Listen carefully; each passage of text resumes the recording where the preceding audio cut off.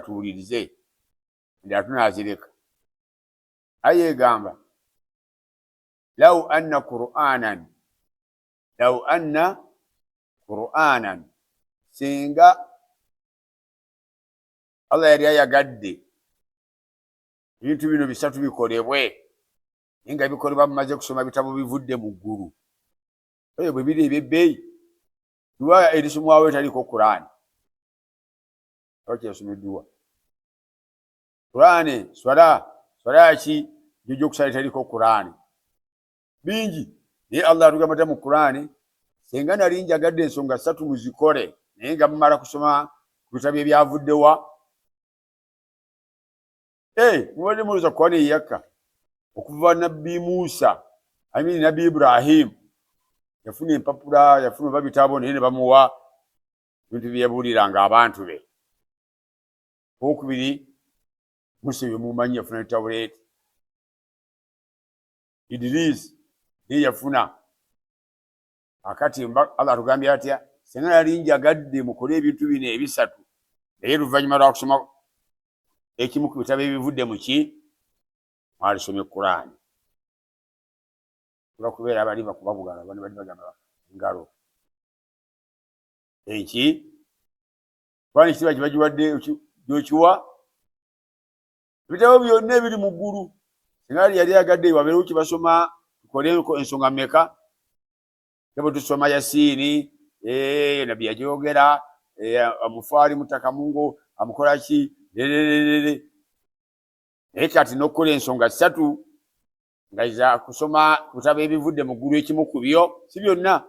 Qur'ani yalikozebwa ki yalisomeddwa. Nze mulimpulira Qur'ani awo nagiwera ekifuwe mutima gwange sigamba ogugu gwe nawe bebeerako kyowa mutima okusookusooze mu mutima gwo ekitabo kyondibadde osookowaza mu kifuba kyo gugiwa ekitiibwa mu ngeri yonna kugisoma gwenyini bebeera mukambwe nnyo ku lugola bayogera obwama bweza si kiwa ekitiibwa nti omuntu ajje nga bamuta Qur'ani bingi bagikubye nga abalala tutunula luluuti naye ng'oli arasambuziye Allah alhamdu mumulowooza ebintu si byangu ne Mungu naye okutegeera bali bahakkan bagamba dhalika mumina hakka omuli mumina hakka abo bakkiriza ab'amazima ddala bali nga b'amazima nga balina bye bakola ebitakolebwakolebwa mangu.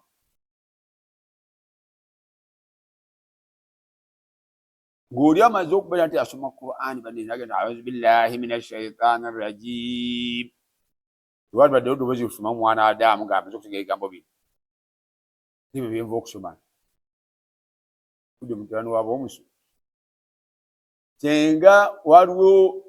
okutuukiriza lukola ensonga ssatu lwaki kizeemu nnyo nina zoogera mu bitabo ebyava mu ggulu ebingi wadde twasoosowazibwa bino ebina Mungu yandagidde Qur'ani gye mbanga musoma bino ebirala tayagala kumanya kisooka yagamba ki walaw anna Qur'an suyirat bihi al-jibal senga nali njagadde nga mwagala okugyayo ensozi muyiseewo oluguudo mu bannabbanja mwalisome Qur'ani sozi ne lukola ki munsi omanye ekiyitibwa ng'olusozi yekiri kwata bukwasi kasawo ka seminti walabe kibayita lusozi mumala kwegatta kumpi basatu oba bana akasawo ka seminti bakajja mu mayinja bagattamu obukwansi obutonotono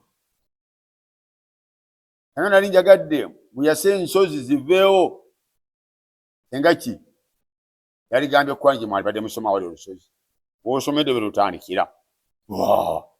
bane lweyase ekibibi wali kale okuva esimba waliwo kilomitazi nga 6 owulira ng'oluli ekibibi lweyase wakati balukendeezeza kuba badde bajjayo n'agazimbye eno Taniya kiki yali gye twalukoze nga Qur'ani gyalonze Allahu akbar tya oli agamba nti niko Allahu sigimanyi naye ng'amanyi abasambi ba ansenu ne balizaavu babeera bameka balizaavu babeera 6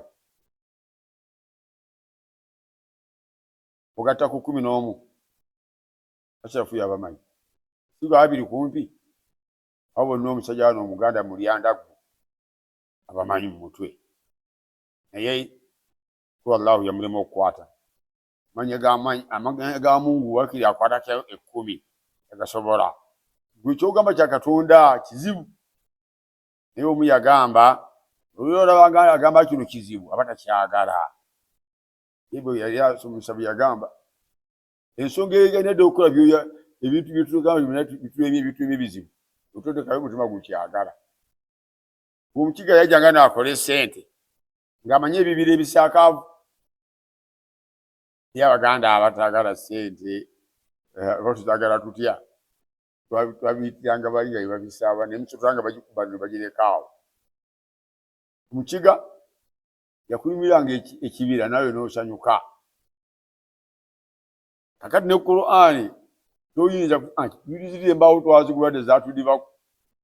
tolabawo sisimu egamba nti some ennyukuta nnyanya tunajjanga wano kyemmanyi okumala ennaku 4 nga oli akusomeseza asalu na mutendeke otandise okugatta ekigambo ky'ennyukuta ennya oweza emyezi 2 jamu nnyanya era otandise nga bwakisoma ate ng'okiwandiika twali kyayanguwa mu bitabo byonna nga Qur'ani ogiwandiika ani kyoyogera kyowandiika kyennyini so si bino ebya dota gaaro kiri giriiru awanika gaaro abantu bw'oba okyoga kiri giriiru naye Qur'ani olugamba nti abasa era owanika basa kumpi ebyo y'Abaganda kya basa kirina kyaffe ekirungi Warabu tamaka towanika tamaka oba yaga kwanika eri kafu ezitowa owanika kamara ya mudookoli wano byobutonyezi olidde nukuta nezivaayo buli ng'asoma n'ali erina agali yani asoma Qur'ani oyo n'ensimbi n'azikuweereza wakuba osobosi bulungi Qur'ani nga n'ebyagisoma naye bw'ogisoma bakadde bange zina lumu ne tusaala oyo mutya badde ensoma ekyokusatu kati ebibiri byenjogedde bidubakasimu njogedde ekyokubiri era nali njagadde Qur'ani gye mba musoma bitabo byava mu ggulu gye mba musoma omukole ekintu ekyo ekyokubiri twasoose kwogera nsozi kati agamba kweyasa myala au kutiat bihi al-ard kutiat bihi ettaka ne lyegiraba eti oyagala okusimba amayuuni ototemi wadde ensululuki banaye gye tulaba era soma alina ebyama bya Mungu oli bw'aba asoma Qur'ani ne muwulira ng'ajatula mba ntekiddawo mutya naye olaba asikutidde kasi ogisoma Qur'ani nga yabitege baji wagisomera nange yinza okuba gye nasomera kati eyo yabitege ebyo bibiri ekyokusatu kitwalikoze nga Mungu alagidde kikola alagadde tukikole au kullima bihi al-mauta oba okwogeza n'abali mu ttaka ensonga ezisatu eruwe ennyangungu olaba Qur'ani kyeyakola kyeyagiwa tukole naye nga olaba kyali era kyangu ozi mugamba ize come ize go olaba abazanyi ize come ize go mumulaba biki ebisatu ebyo kiruwa ekyangu Mungu kyaleka mu Qur'ani biri mu Qur'ani ebyo aya gye mbadde nsoma ekisembyeyo okwogeza gyagenda awaali awo myaka ali kumpi mu 10 oli yekkawo emityana ogesa zino mugiza ali myaka kati 2 kimu kyoge ekituufu mu Qur'ani kyali sobosi banga byakola ebisoboka tunaba tusomye ku tafsiri ntuka wali Yunusu ekyenyenje olwamuwandula ettale bepabadde tuzeko ku mpewo kati tweregeke twetereze tugendedde Ganda kana akamalo bigambo bisatu Allah byandibadde atusobozesa tukole yali asaze utubikole ku nsi kuno eya olwo yali agwera aya eyo nga ekinyusi ekirimu ekitabo kya Qur'ani bane ekitwafuna babero byo ndikateekebe eyo mugundu kumpe eyagana kwenkana yambye nyimukuru oba n'okumusinga senga ki Qur'ani badde na kusomwa omuntu akwata omuzinda oguguma apangisizza dakika ziwiri nga abulira abantu mbera kanyumya ekigambo kyonna tanse shabo kino mba mujja kunyumya mutugambe tuleme kusoma Qur'ani mujja kufuna ebizibu byabwere mu bitundu bya muje muva na Qur'ani ate batu balimba aiki ezikazi wira amaloboozi ga Qur'ani ate zezire zezigamba bino nti Mungu abaseko laana mu abatamanyi bukulu bwa kitabo kya Qur'ani Mbaka sallallahu yatugamba rubbal qari'u mulowooza musoma Qur'ani wal Qur'ani yal'anu ate Qur'ani bakolimira bukolimizi obetukolimira lwona asoma obetukolimira lwaboogera yakikomyawo yo mbaka Muhammad sallallahu alaihi wasallam era muyinza okulaba bamubempangala nabo nga mulaba wembeera nsiisinga ninganga ataliyo luganda baseka yaze kutusala nsawo Qur'ani mbanji followinga hakkan ulaba mbanji bikude Qur'ani aye bane mukwone kitiba mujja kutegeera ebyama bya Mungu mujiteke mu kifuba kyo mu kifo bebeera waka ekyo mugirayo Qur'ani waka ba sheikh kama mabali wano bannange bazima nyinyi ga yone jude ki gutaka musajja bwaje kubako bwati wano akyagizayo Qur'ani zuze zitaina kwezitulanga zizze mu bidaala by'abantu abantu ne bakola emirimu ebiri okusomera n'ogirera baseka mu baagale ogusimulimu ogugirera nga wakaluno gibasaba naye okuteekawo akatebe kasituulu kagulesere mmeka kamala budde ki nosala okakola ki koterezako Qur'ani kwe bazijja era kwe bazizza haza huwa karamatu Qur'ani sira mulidde jagamata okusukusoma badde tukimanyi ati wali bikyomanyi tinno tebakyogerako nembega yiridde kwano gwange Katonda bw'aba agenda okutambula naawe mu nsonga zo ebiseera ebisinga obuyita tatandikirawa ati namufu abantu twakulaba bwetuteera oŋŋamba nti no oli mukwano gwange nnyo naye nga ku makya wankubya oluyi banzikiriza bitundu bimeka kati mbere n'ekikajjo kyange ku ssaawa 8 naye nga ku makya ova kunkuba luyi ongende mpa ku kikajjo essanyu likukwata litya nga okimuwa ngamba gwagaba ng'oli atakulinaako kizibu ate yende ku ssaawa 4 yakuweereza ku ntuntunu ye yennyini tebakusanga n'ekikajjo osanga buzibu kyomuwa ate kati ne Mungu waakulaba nga otambula n'ebiro byonna amasolo etuleese wano bannange temuli ku loozi bakadde bange tetuli ku ki Mungu okulaba nga bw'obadde omumanyi ova mu biro Kasimu byayogera tuwabireka mu muzikiti era ensonga ekwewuunyisa abalala abategeevu basobola banyumizaako amaloboozi gano naye nze munnange nti olaba nava ne mu kifo kinali ni Mungu omukyala anyumiza emboozi eri basoma Qur'ani nenva mu kifo nzi gwolaba agenda omugamba munne lwaki mwogera nga basoma Qur'ani nanjagala okunvuma muviira bakadde bange tugenda okusaala naye eyirimu ero gye tusoma njagala njogereko ebigambo bino bitono naye tusaala oluvaayo kwe tutandikira mwalimu ono nanyini kitabo kino yakitunga kiyitibwa kitaabu Ikhilaasi kitaabu kirimu abantu abakolanga ku lwa Allah ne baba tuyamba nnyo abasajja bawalimu bano ne babawanika mu kitabo kino ono sheekhe alhamdulillah yava Pakistan nakyo nekisoma nti kyali makulu gano akimpa nekikyukisamu naye bawandiikamu buli muntu eyakolanga ekintu ng'akikola lillahi beta ikhlas abamu abasinga obungi babakola ki kati ono yali atandika ekigambo byetukola si kubisoma tubikole ono yatandika na kigambo kusoma n'agamba ensonga ziri ezi biri era nizo oluzimala nga tujazesola nga tusaala emijolukola gyonna gitwala mu jjana giyimidde ku mpagi ezi biri empagi esooka awala esooka empagi tukola emirimu eginatwala ejjana ffe tumenyeka n'emirimu nkuyanja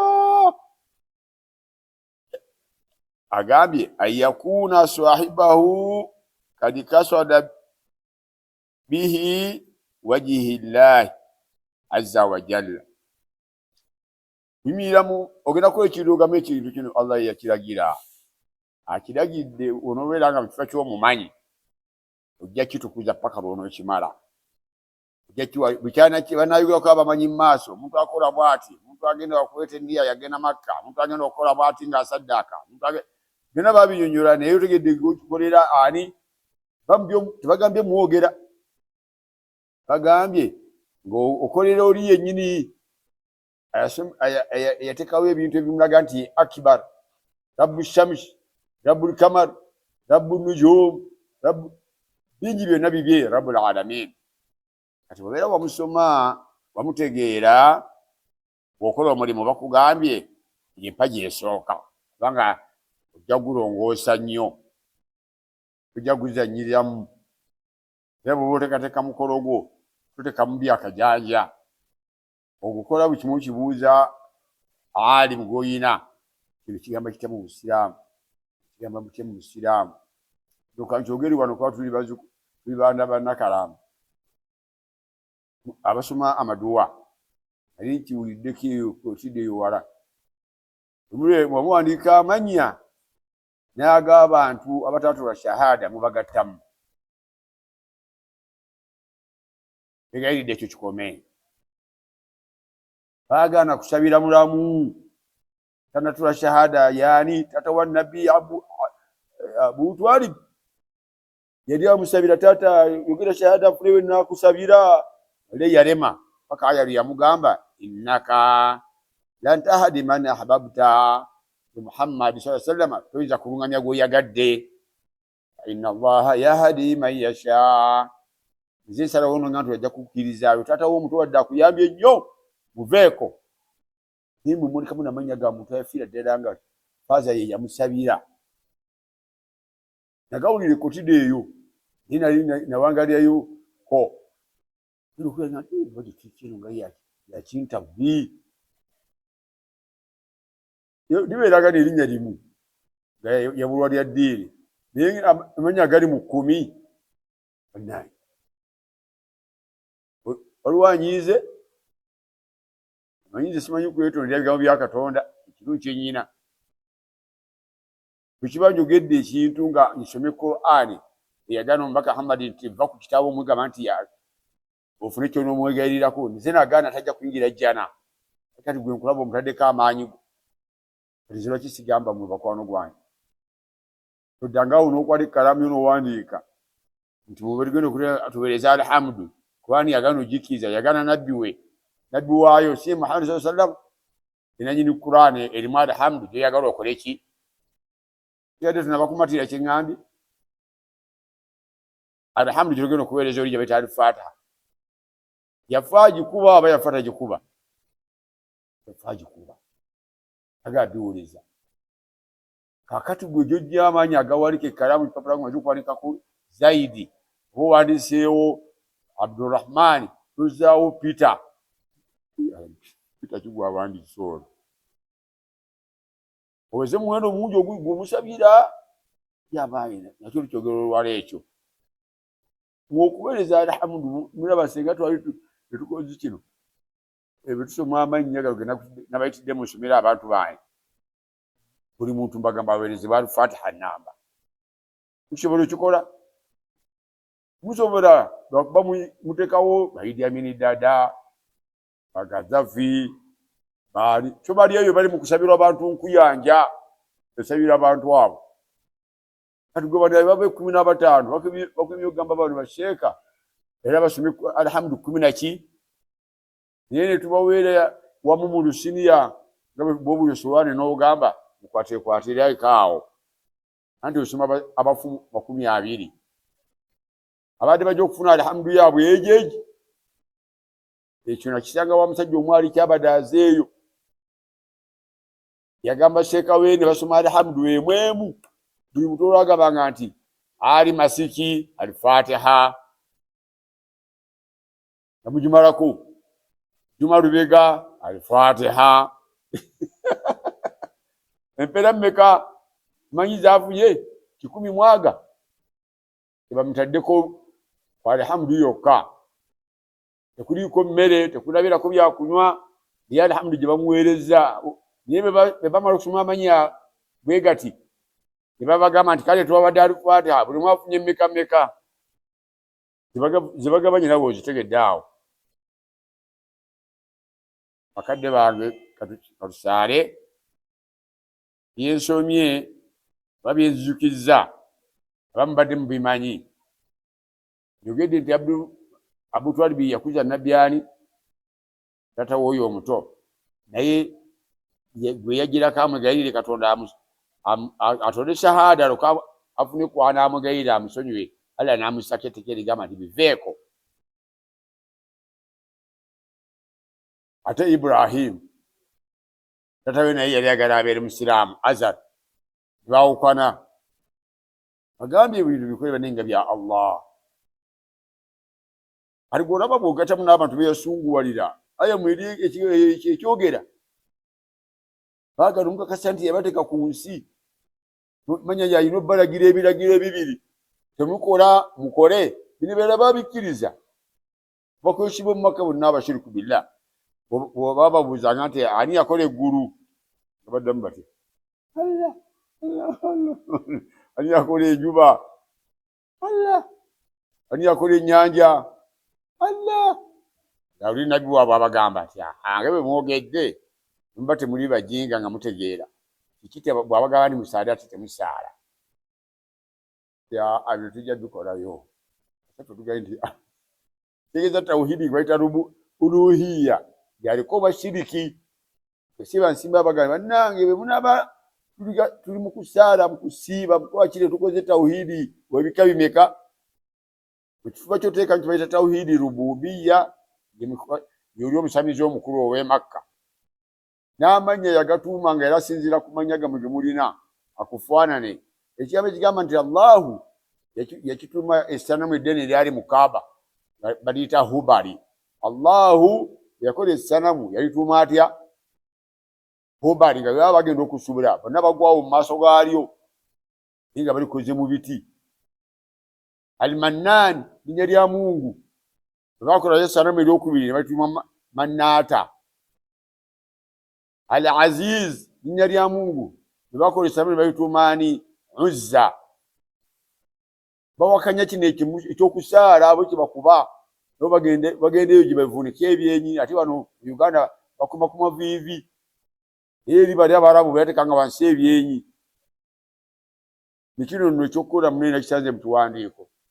shahada mujja kulwanagana zo bannange ayiti bantu batwa shahada ovunamira ekitonde oba ogezeko bugeza nga obuvunamira ekitonde bakuwanisa mutego gw'abashiriki tebukiina wano kyayogera bya swanga kubanga abantu kati bayivu bibino bigenda bikwetaneti ogera swaka ebintu binganga 18 ebitwala omuntu mu bukafiiri ekimu ku byo kuvuna bina kitonde kyonna mwemba ujja kumpa yika zitaka 3 wakuvuna bakiserekereza nokola gumikiza nolekano togenda yo kuvunika kinyi kukuta kirevu kyo kutaka bulidi ebino kikulu kati ffe tubisomyeko ngeka tubeerera nga ababisomye ne bwoba oli muyivu otya tuyinza kusomesa mwana asigadde waka gyosomye mu kibiina ekyokuna tumulina busobozi obwo